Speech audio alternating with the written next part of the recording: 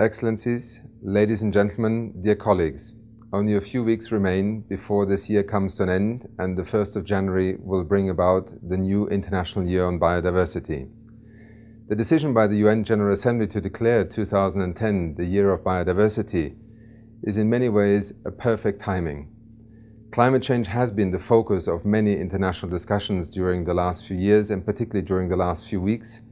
We have focused on the challenge of climate change. Sometimes in the context of these discussions, the issue of biodiversity, the challenge of loss of species, of habitat degradation, the loss of ecosystems, has in the minds of some taken second order.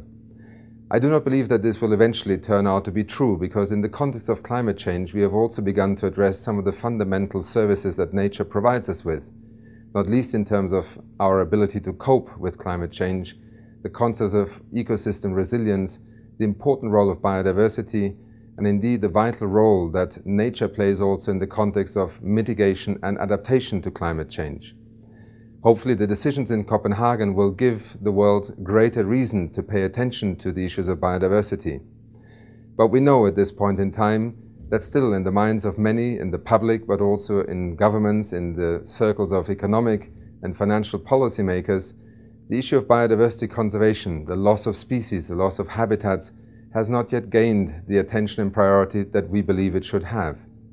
The work that is currently ongoing in terms of the project on the economics of ecosystems and biodiversity has already provided the Convention on Biological Diversity and many who are working on these issues with some vital facts and analysis.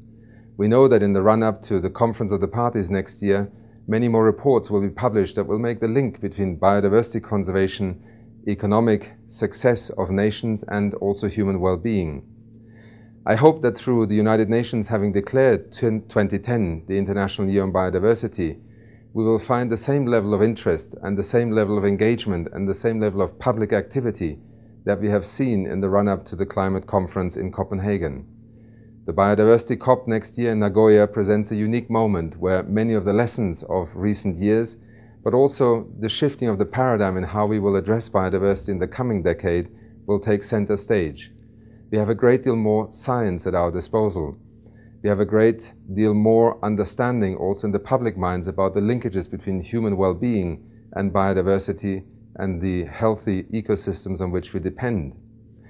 But our work has not even begun in terms of trying to transform that knowledge into consequences. Our ability to turn the year 2010 into a new platform, and essentially perhaps into a platform for the next decade, of bringing the same level of scientific rigor, economic analysis, public awareness, and above all policy action to the topic of biodiversity will in many ways depend in terms of what we can do over the coming months. In the United Nations Environment Programme, we have committed ourselves to working together through the Convention, but also with all the NGOs, private sector and public entities, to make this year a unique event. Many activities have been planned, many initiatives will be taken, and I'm sure also with the Conference of the Parties planned for next year in Nagoya, we will have a unique moment to draw all of these together. I hope that as you prepare to launch the International Year on Biodiversity, you will see the enormous and wide array of opportunities, of partners and initiatives that can help us realize that objective. I hope that the launch now in Montreal will be a successful one, and we in UNEP look forward to working with all of you during the coming months. Thank you.